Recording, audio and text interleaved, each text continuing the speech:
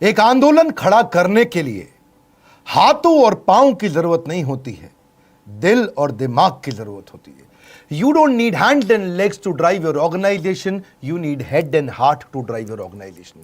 ऐसी man power तैयार करिए। अगर ऐसे आदमी को ले आए जो आपसे कम बुद्धिमान है, तो और कम बुद्धिमान कस्टमर को वो लेके आएगा। Nothing is more important than developing people, क्योंकि अल्टीमेटली स्ट्रैटेजी को आपके लोग ही चलाने वाले हैं। अ क्लियर विजन और a great vision without great people is completely irrelevant. मैं Vivek Bindra, founder and CEO बड़ा बिजनेस.com, आज बताऊंगा आपको 20 से ज्यादा तरीके के बढ़िया मैन पावर कैसी लाई जाती है। एक है इंटरनल तरीके और एक है एक्सटर्नल तरीके। इंटरनल जो आपकी कंपनी के अंदर से ही तरीके होते हैं, और एक्सटर्नल जो बाहरी तरीके हैं जिनसे आप बढ़िया टीम को ढूंढ के ला सकते हैं।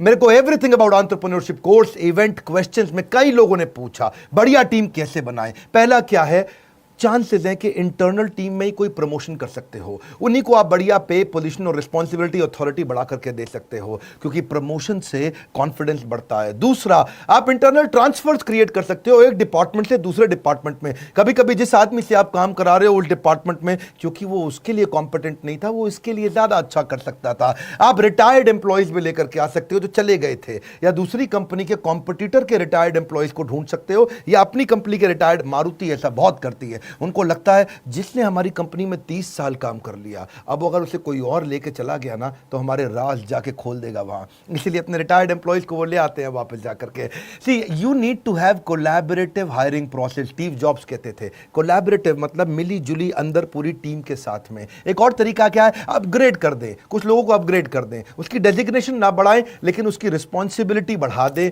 और उसका थोड़ा तनख्वाह भी बढ़ा दें, अथॉरिटी बढ़ाए बिना। देखिए, recruitment should be viewed as the most important, as important as sales, highly critical। आपके लिए सेल्स इंपॉर्टेंट है, उतना ही इंपॉर्टेंट है बढ़िया मैन पावर लेकर के आना। जितना पैसा इंपॉर्टेंट है उतना ही मैन पावर, क्योंकि acquiring the right talent is the most important key for growth. Hiring was, hiring is and hiring will be the most important part. मेरी अपनी ऑर्गेनाइजेशन में अच्छी लीडरशिप बनाने के लिए मैंने बहुत काम किया है। आज मैं अपने ऑफिस नहीं जाता, इसलिए नहीं कि कोरोना क्राइसिस है या लॉकडाउन है। पिछले 1 साल से मैं मुश्किल से अपने ऑफिस 6 बार गया हूंगा, क्योंकि बढ़िया टीम तैयार करी है। और मेरा 5वां पॉइंट है, train your man power.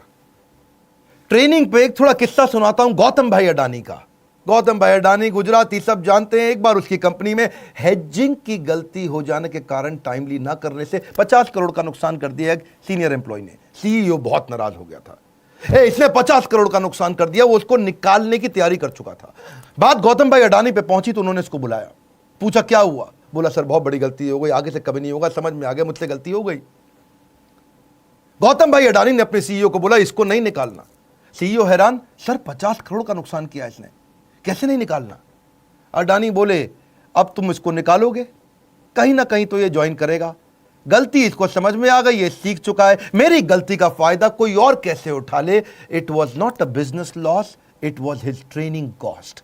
Gautam भाई अडानी का वो डिसीजन, उस एम्प्लॉय को ना निकालना, व्यापार जगत में बहुत अप्रिशिएट किया गया कि एम्प्लॉय अपनी गलतियों से भी ट्रेन होता है, सीखता है और आगे और एसेट बिल्ड करता है। और ऐसे ही एम्प्लॉयज आगे चल के आपके लिए और एम्प्लॉयज लेके आते हैं, जो है मेरा 6ठा पॉइंट, एम्प्लॉय रेफरल। मेरी वीडियो टीम के अंदर, एनिमेशन की टीम के अंदर, पोस्ट प्रोडक्शन की टीम के अंदर ज्यादातर सारे एम्प्लॉय रेफरल से आए हैं। किसी ने किसी का रेफरेंस दिया और वो आया, किसी ने किसी का अंदर के ही लोगों ने रेफरेंस दे दे करके बाहर के लोगों को हायर किया। ये मेरे पीछे कैमरामैन दीपक आज मुझको बताया कि हमारे पुराने एडिटर विशाल विष्णु के रेफरेंस से आया था। हमारे यहां टीम भी ऐसी, क्योंकि happy employees will bring more employees. 7वां तरीका, इंटरनल एडवर्टीजमेंट। अगर आपकी कंपनी बड़ी है और आपने एडवर्टीजमेंट निकाल दिया तो किसी डिपार्टमेंट से कोई डिपार्टमेंट में वो लोग ज्वाइन कर जाते हैं। ये मैंने मारुति से सीखा था। वो लोग इंटरनल प्रमोशन के, इंटरनल एडवर्टीजमेंट के तरीके निकालते थे, हमने भी ऐसा किया। हमारे सेल्स में एक लड़का हुआ करता था राहुल, वो ठीक ठाक काम करता था, लेकिन जिस दिन इवेंट्स, जो हमारे फिजिकल इवेंट्स होते हैं, उसकी एड निकली तो उसने सेल्स से निकल करके यहां अप्लाई किया जॉब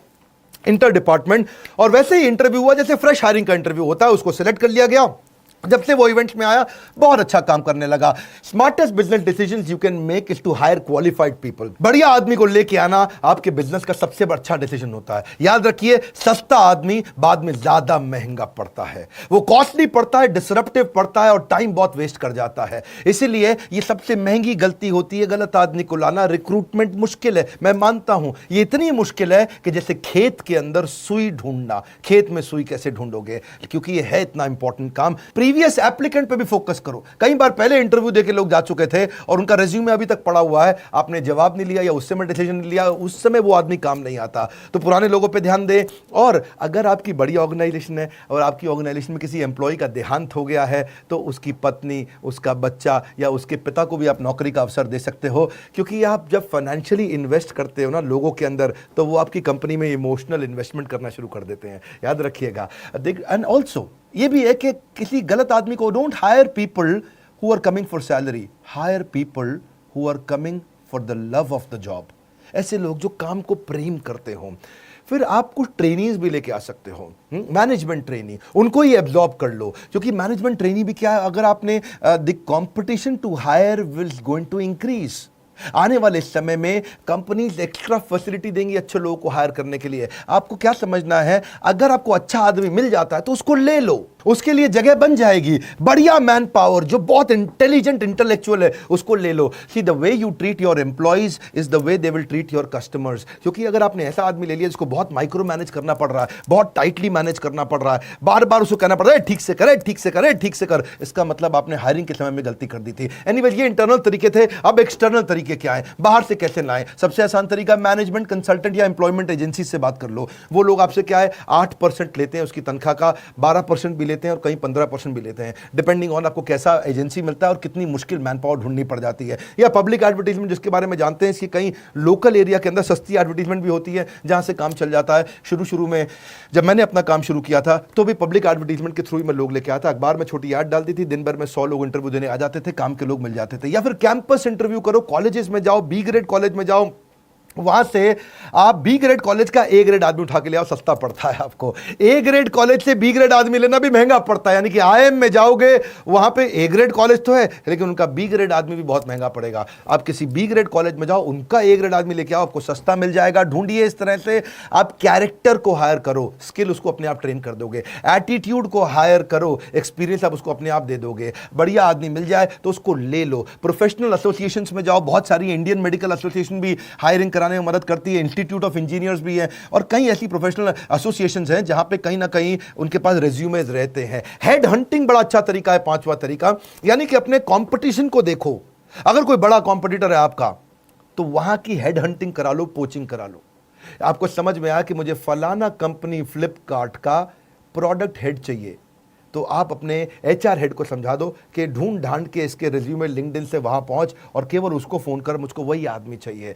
देखिए एक बात समझिए, बढ़िया तनख्वाह बढ़िया आदमी के लिए देनी पड़ जाती है आपको अगर आपको हेड हंटिंग करानी है।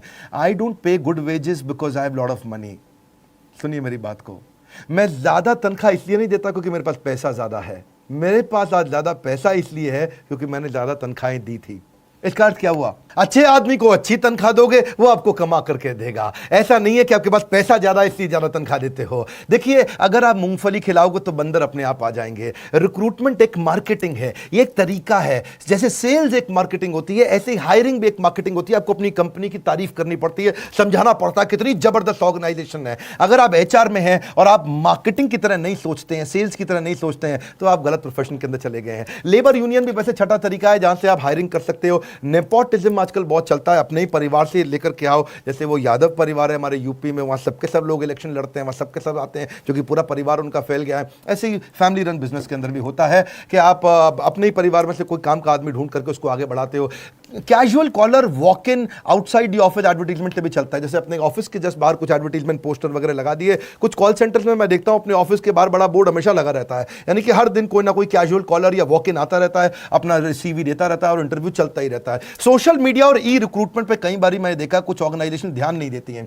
अपने वेबसाइट पे करियर का क्लियर ऑप्शन दीजिए और सोशल मीडिया में बार बार बताइए, उससे आपको ई स्क्रीनिंग और ई रिक्रूटमेंट अच्छा तरीका है। फिर एक तरीका क्या है, एक्विजिशन एंड मर्जर। कोई अगर आपको ऐसी कंपनी दिख रही है जो कंटेंट बढ़िया बनाती है और आपको वहां के कुछ कंटेंट डेवलपर चाहिए, उसकी जगह कंपनी के मालिक से बात करिए, तेरी कंपनी में कितने आदमी हैं? बोले मेरी कंपनी में 25 आदमी हैं, मुझे सारे 25 आदमी दे दे, अपनी कंपनी बेच दे, मैं इनसे सबसे काम करा लूँगा। तो 25 के 25 आदमी पूरे इंटेलिजेंट, पूरे ट्रेंड आपको मिल गए।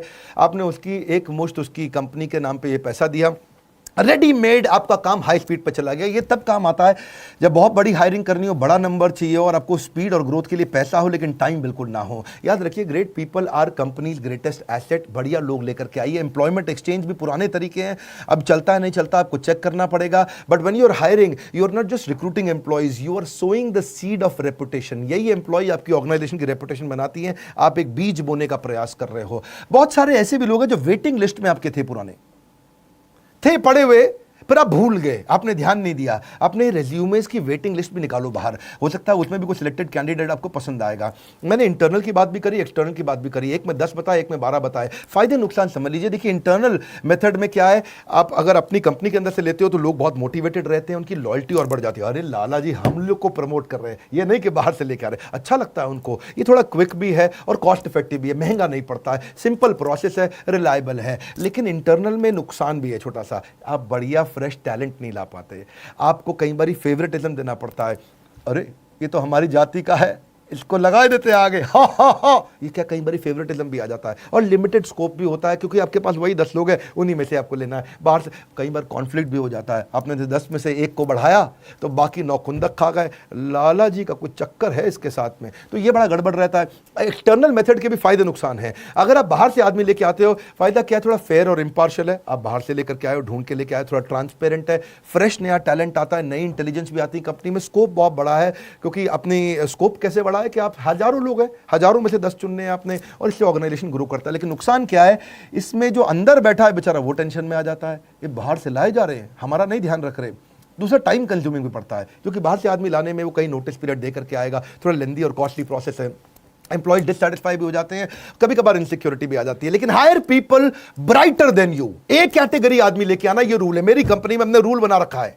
अपने एचआर को मैंने बोला हुआ है, आज मेरी फैमिली लगभग 1,500 से 2,000 एम्प्लॉइज और हमारे चैनल की हो गई है, और हेड ऑफिस के अंदर भी, दिल्ली के अंदर भी 400 आदमी बैठते हैं। रूल क्या है, एक कैटेगरी एम्प्लॉय चाहिए, एक कैटेगरी एम्प्लॉय चाहिए। दिमाग में घुसा दिया है। अपने से ज्यादा बुद्धिमान आदमी लेकर क्या, और उसके रास्ते से बाहर हो जाओ, उसके बाद वो काम करके दिखाएगा। Satisfied employees will get more customers will mean more profitability. वैसे मैंने आजकल यूट्यूब पे ही काफी बिजनेस कंटेंट फ्री में देना शुरू किया है। अच्छा लगता है तो मुझको जरूर बताइएगा। एवरीथिंग अबाउट एंटरप्रेन्योरशिप में हमने एचआर से संबंधित सारे टॉपिक्स कवर किए हैं। एम्प्लॉय को रिटेन कैसे किया जाता है, सक्सेशन प्लानिंग, अगला टीम कैसे डेवलप करें, इसको लीडरशिप इन पाइपलाइन बोलते हैं। हाई परफॉर्मेंस कल्चर कैसे आता है, रिक्रूटमेंट, हायर करने का प्रोसेस क्या है, मैनेजरियल एफिशिएंसी, कम आदमी से ज्यादा काम कैसे कराएं, कॉम्पेंसेशन एंड बेनिफिट, तनख्वाह के स्ट्रक्चर कैसे होते हैं, training and development, on boarding का प्रोसेस क्या रहेगा, रिवॉर्ड्स कैसे दिए जाते हैं, ईसॉप एम्प्लॉय को शेयर होल्डर अगर बनाना हो 1% 2% कैसे बनाते हैं, जॉब डिस्क्रिप्शन ईए का, पीए का, डिपार्टमेंट हेड्स का कैसे बनाते हैं, रिव्यू कैसे करें,